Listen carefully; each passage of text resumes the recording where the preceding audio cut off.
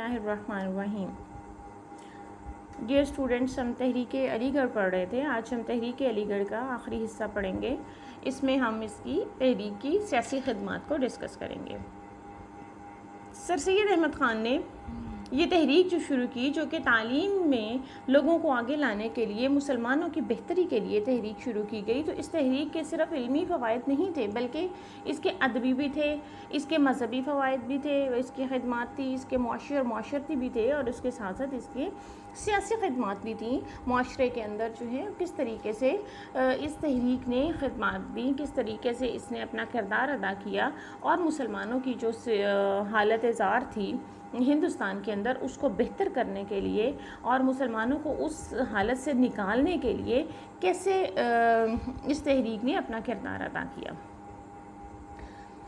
शुरू में तो सर सैयद अहमद ख़ान जो हैं वो इस हक़ में नहीं थे कि मुसलमान सियासत में हिस्सा लें, क्योंकि वो चाहते थे कि पहले वो अपनी तालीम मुकम्मल करें, तालीम हासिल करें और इस काबिल हो जाएं कि ज़िंदगी के मुख्तलिफ़ शोबों के अंदर अपना किरदार अदा कर सकें, तो उस बाद में सियासत में हिस्सा लें। क्योंकि अगर वो शुरू में ही मुसलमानों को सियासत में हिस्सा लेने की इजाज़त दे देते तो मुसलमान फिर से तालीम के मैदान में पीछे रह जाते और बाकी सारी चीज़ें, जितने अगराज़ व मकासद थे इस तहरीक के, वो उनमें से किसी को भी हासिल ना कर पाते। बाद में फिर जब ज़रूरत महसूस हुई तो सर सैयद अहमद ख़ान ने ख़ुद सियासत में हिस्सा लेना शुरू किया और लोगों को भी इजाज़त दी कि अब वो सियासत में आ जाएं, सियासत के मैदान में भी अपनी कारकर्दगी दिखाना शुरू करें। उन्होंने मोहम्मदन एजुकेशनल कॉन्फ्रेंस को तालीमी, मुआशी, मुआशरती मकासद के अलावा सियासी मकासद के लिए भी इस्तेमाल किया। और मुस्लिम अकाबरीन कॉन्फ्रेंस में जब तशरीफ़ लाते तो सर सैयद अहमद ख़ान मुसलमानों के हकूक़ के हवाले से भी करारदादें मंजूर करवा के उनको हुकूमत के मुख्तलिफ़ शोबों को भिजवा देते, ताकि हुकूमत को पता चल सके कि मुसलमानों के क्या रिक्वायरमेंट्स हैं, वो क्या चाहते हैं, उनके हकूक़ क्या हैं और हुकूमत को किस तरीके से अमल दरामद करना चाहिए।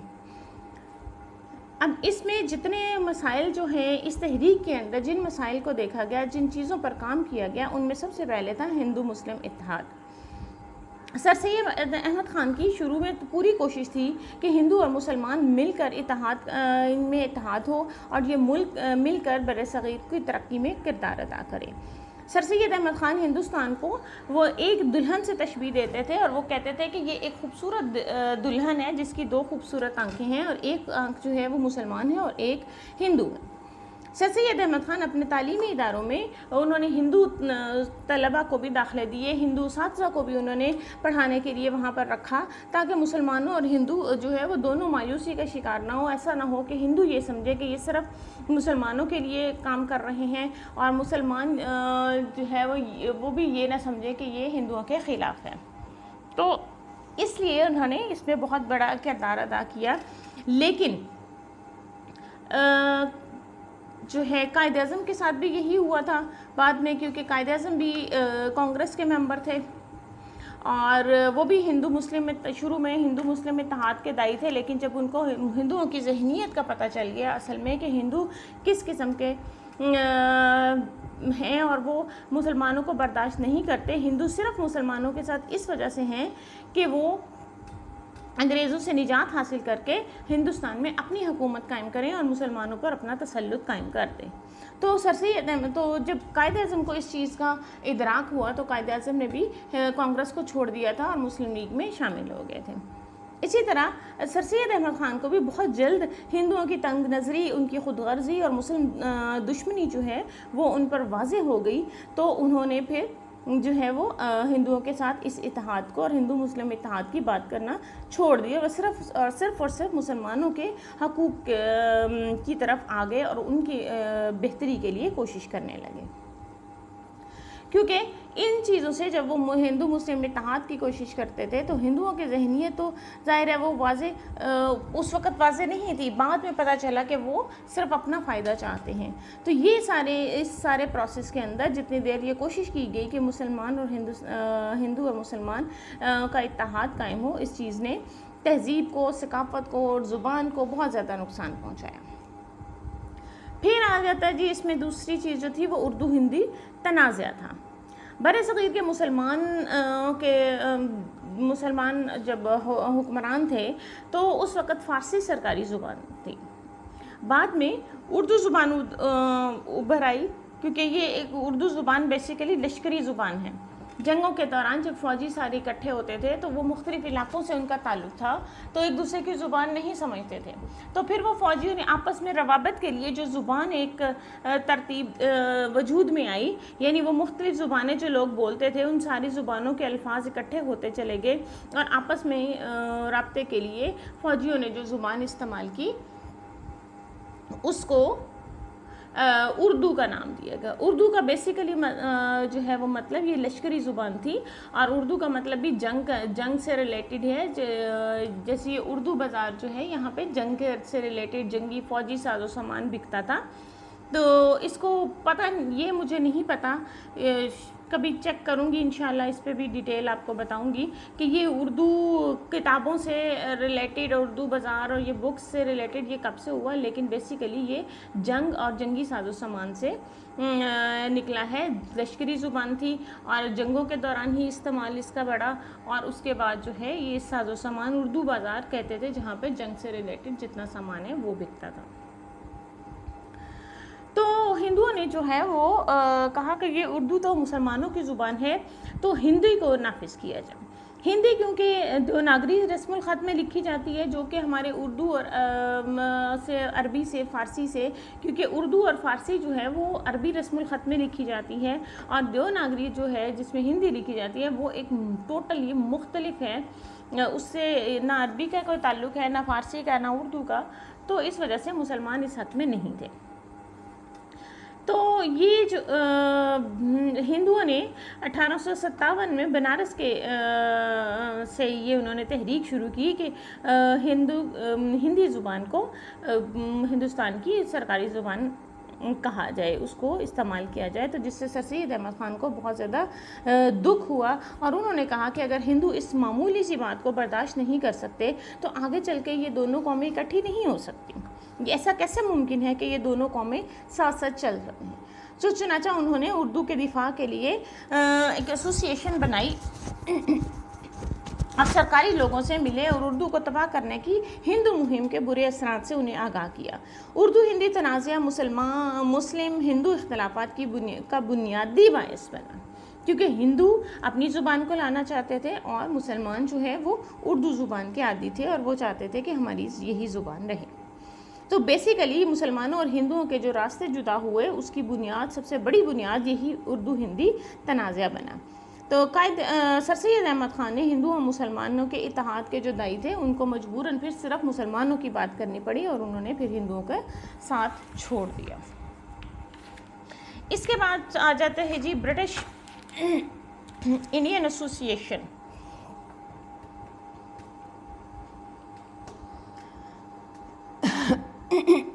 अठारह सौ 66 में सर सैयद अहमद ख़ान ने बरसग़ीर के अवाम के हकूक़ के लिए एक तंजीम ब्रिटिश इंडियन एसोसिएशन के नाम से बनाई। तंजीम के ज़रिए बरतानवी हुकूमत से ताउन बढ़ाने का फ़ैसला किया गया और कहा गया कि मुकामी आबादी में वफ़ादारियों के जज्बात को बढ़ाया जाए। और इस तंजीम के पहले सदर एक हिंदू राजा जयकिशन दास और सेक्रेटरी सर सैयद अहमद ख़ान थे। इसी तंजीम की तर्ज पर एक और तंजीम इंडियन पेट्रियाटिक एसोसिएशन के नाम से तख्लीक की। इन ऐसे एसोसिएशन के बेसिकली कायम करने का मकसद सिर्फ यही था, क्योंकि अंग्रेज़ हुकूमत में थे तो अंग्रेज़ों को जो है वो मुसलमानों के साथ और आवाम के साथ जो है वो ताउन के लिए ऐसे एसोसिएशंस बनाएंगी ताकि वो जो हिंदू और मुस्लिम आबादी है उनके फ़ायदे के लिए बात कर सकें और ये एसोसिएशंस अपने हकूक़ के लिए बात करें। अगरचे उसके कोई इतने ख़ास फ़वाइद नज़र नहीं आए बाद में, क्योंकि बीच में हिंदुओं की तंग नज़री आ गई, जिसकी वजह से मुसलमान अपने सेट करदा जितने भी मकासद थे जो वो हासिल करना चाहते थे इन तहरीक से, इन चीज़ों से, वो ना हासिल कर सके। विलियम हंटर की तसनीफ़, W. Hunter, William वाइलेस Hunter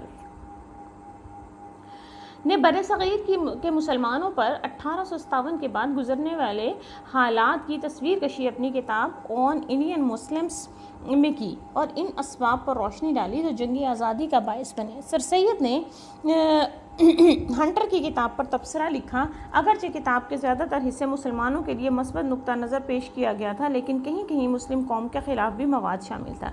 sir Syed ने मुसलमानों के ख़िलाफ़ उठाए जाने वाले नकात की वजाहत करके अपने तबसरे में मुसलमानों की मौसर वकालत की। ये राइटर थे विलियम हंटर। उन्होंने एक बुक लिखी जिसका नाम था आवर इंडियन मुस्लिम्स। अगरचे ये बुक मुसलमानों के हक़ में थी, लेकिन कहीं कहीं वो मुसलमानों की सही अक्कासी नहीं कर सका। तो जहाँ जहाँ पे चीज़ों को गलत बयान किया गया था या गलत बयान हो गई थी उससे, क्योंकि उसने बेसिकली तो मुसलमानों के हक़ में ये चीज़ें लिखी थी, तो फिर सर सैयद अहमद ख़ान ने उसको वजाहत दी, खुद लिखा उन्होंने और लिख कर वजाहत दी कि मुसलमान की ये चीज़ें हकीकत हैं और वो चीज़ गलत है। फिर आ जाते हैं जी इंडियन नेशनल कांग्रेस, जिसका आपको पता है कि इंडियन नेशनल कांग्रेस 1885 में लॉर्ड डेफरन और A.O. ह्यूम की कोशिशों से बरसगीर की पहली मुकम्मल सियासी जमात इंडियन नेशनल कांग्रेस कायम की गई। सर सैयद को भी इसकी रुकनीत अख्तियार करने की दावत दी गई, लेकिन उन्होंने इनकार कर दिया। वो कांग्रेस की मुस्तकबिल की सरगर्मियों के हवाले से फ़िक्रमंद थे। कांग्रेस बनी तो इसकी क़यादत मियाना अफराद के हाथों में थी। सर सैयद को ख़दशा था कि रफ्ता रफ्ता इंतहा पसंद लोग कांग्रेस पर छा जाएंगे और इसकी हिकमत अमली एक नई जंग आज़ादी को जन्म देगी। सर सैयद मुसलमानों को सियासत से दूर रखना चाहते थे, इसलिए उन्होंने मुसलमानों को कांग्रेस में शिरकत से गुरेज का मशवरा दिया। सर सैयद की पेशगोई दुरुस्त साबित हुई। अंग्रेज़ों की परवरदा इंडियन नेशनल कांग्रेस की 20वीं सदी के अवाइल में क़यादत इंतहा पसंद हिंदुओं के हाथों में चली गई और जिससे मुसलमानों के मफादात पसे पुश चले गए।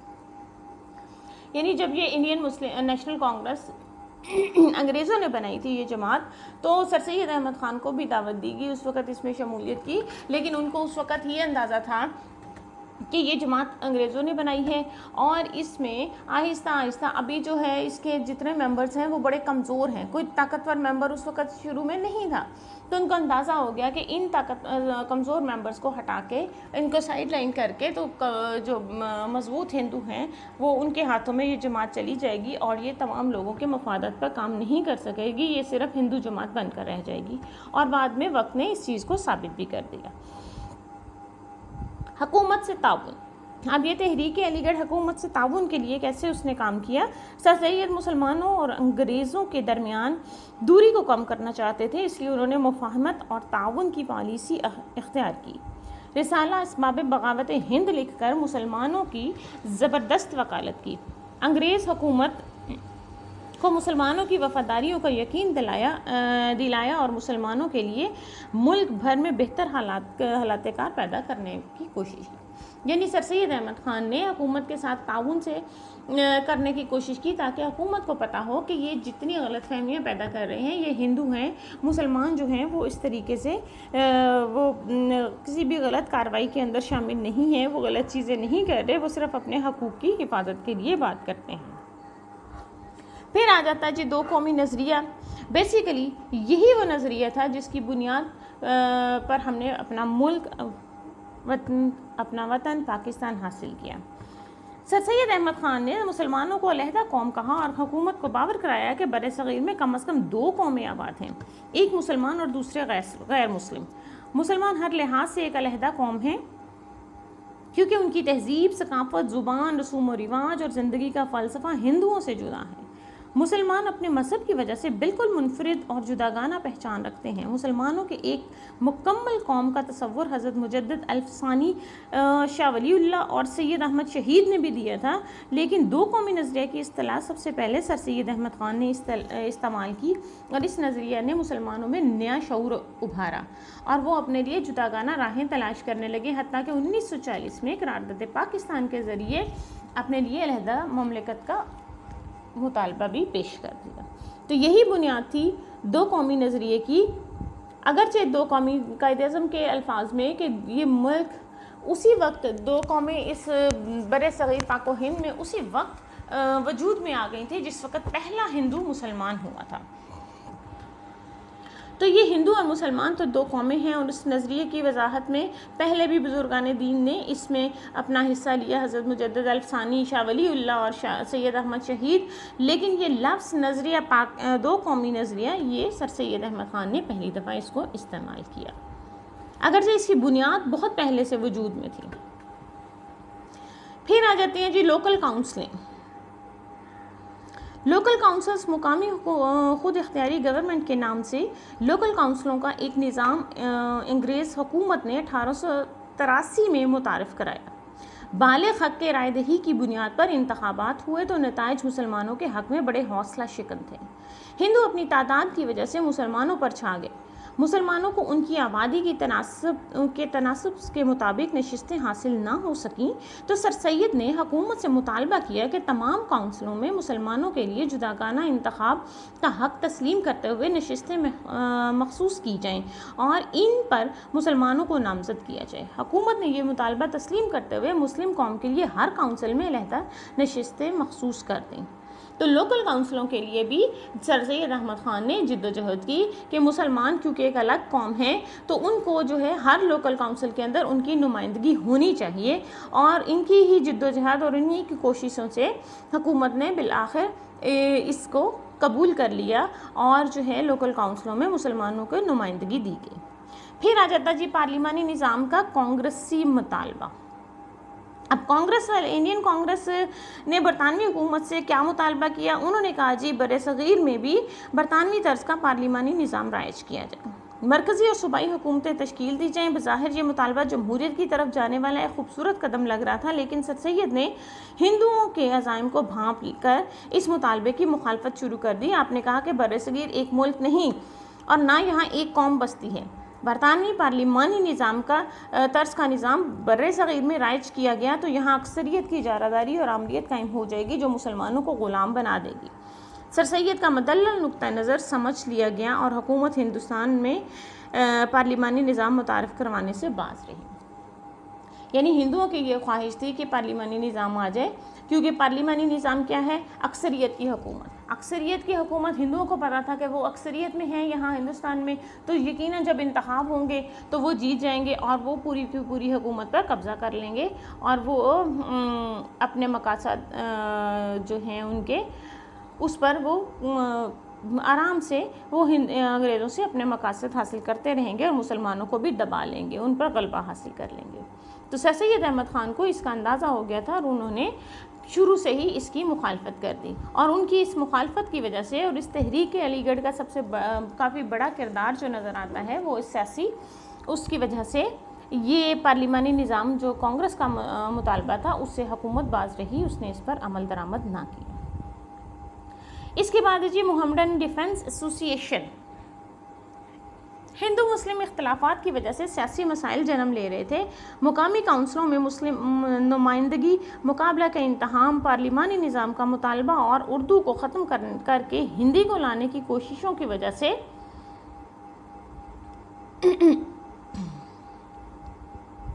सर सैयद को एक मुस्लिम सियासी निज़ाम की ज़रूरत के वजूद की ज़रूरत महसूस हुई और उन्होंने मोहम्मडन डिफेंस एसोसिएशन बनाई। यूँ तो मोहम्मडन डिफेंस कॉन्फ्रेंस भी सियासी ज़रूरतों के लिए इस्तेमाल हो रही थी, लेकिन फिर भी एक कुल वक्ती सियासी अंजुमन के क़याम लाजमी था।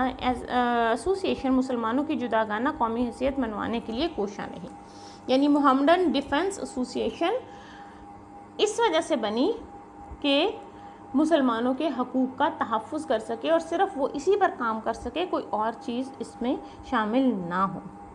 फिर आता है जी कानून साज असम्बली की नुमाइंदगी। सर सैयद की तजवीज़ पर बर्र-ए-सग़ीर की कौमी कानून साज असम्बली में मुकामी बाशिंदों को भी नशिस्तें दी गई ताकि हुकूमत और आवाम के दरमियान राब्ते मौजूद रहें और अवामी मसाइल से हुकूमत को आगाह किया जाता रहे। हुकूमत ने असम्बली में मुख्तलिफ़ कौमों के नुमाइंदे नामज़द किए। ख़ुद सर सैयद 1878 से 1882 तक कानून साज असम्बली के मेंबर रहे। असम्बली के अंदर और बाहर सर सैयद अपना किरदार निभाते रहे।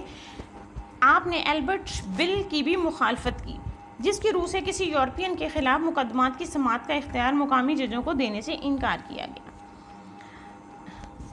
यानी वो एक एल्बर्ट बिल लेके आए थे अंग्रेज़। उन्होंने कहा कि जितने कोई अंग्रेज़ उनके ऊपर कोई मुकदमा होता है, कोई मसला होता है, वो किसी चीज़ में इन्वॉल्व होते हैं, तो उनका मुकदमा यहाँ पर नहीं लड़ा जाएगा, मुकामी कोई जज उसको नहीं सुन सकेगा।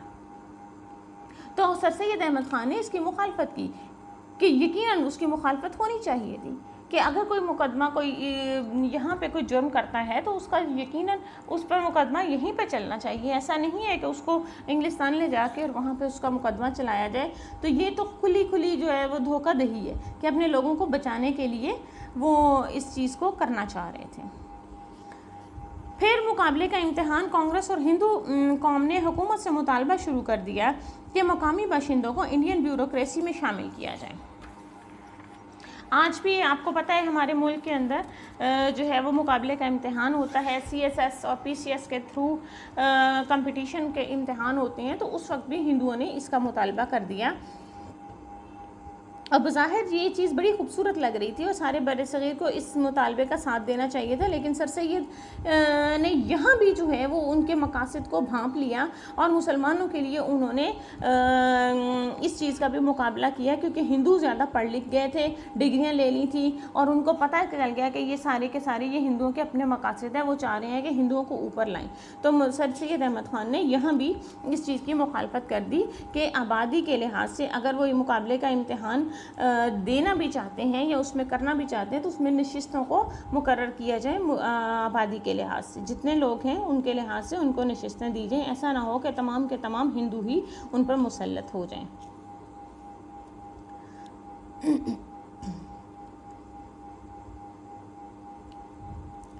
इस वजह से सर सैयद अहमद ख़ान ने मुतालबा किया कि मुसलमानों के लिए जो है वो मखसूस नशिस्तें मुकर्रर की जाएँ, कोटा मुकर्रर किया जाए। कोटा सिस्टम से मुराद बच्चों ये होता है कि जैसे अभी फेडरल लेवल पे हमारे CSS के थ्रू अगर इम्तिहान होते हैं मुकाबले के, तो यहाँ पर भी कोटा सिस्टम है। आबादी के लिहाज से पंजाब सबसे बड़ा सूबा है, सबसे ज़्यादा आबादी है तो सबसे ज़्यादा सीटें इसकी होती हैं। दूसरे नंबर पे सिंध है तो दूसरे नंबर उससे कम जो हैं वो सिंध की सीटें होती हैं, फिर खैबर पख्तूनख्वा की होती हैं और आखिर पे बलोचिस्तान होता है। फिर फेडरल एरिया है इस्लामाबाद, उसकी 1 या 2 सीटें होती हैं। इसी तरह जैसे पहले ट्राइबल एरियाज़ होते थे, कबायली इलाके होते थे, नॉर्दर्न एरियाज़ हैं, उनके लिए भी एक सेपरेट नशिस्तें रखी जाती थी। तो ये एक कोटा सिस्टम है जिसके तहत जो है अभी भी हमारे यहाँ ये मुकाबले के इम्तिहानात चल रहे हैं।